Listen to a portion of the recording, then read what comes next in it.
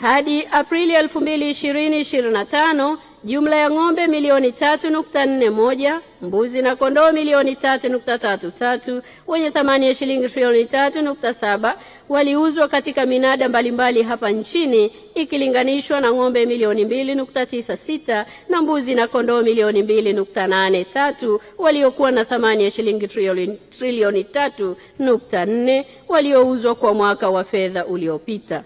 Ongezeko la mifugo iliyouzwa katika minada linatokana na kuhamasika kwa wafugaji kuvuna mifugo yao na kuanza kufuga kibiashara.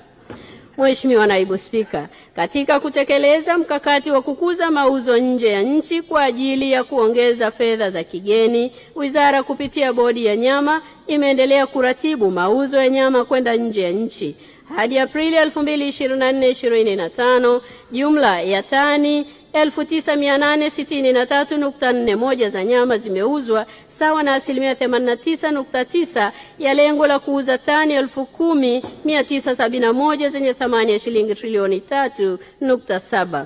Zimeuzwa katika masoko ya nje ya nchi, ikilinganishwa na tani 9,323 zenye thamani ya shilingi trilioni 3.4 zilizouzwa nje kipindi hicho kwa mwaka uliopita wa fedha.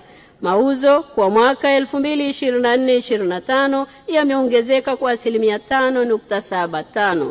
Nyama hizo zimeuzwa katika nchi za Bahrain, Komoro, Hong Kong, Jordan, Kenya, Kuwait, Oman, Qatar, Saudi Arabia, Umoja wa Falme za Kiarabu na Vietnam.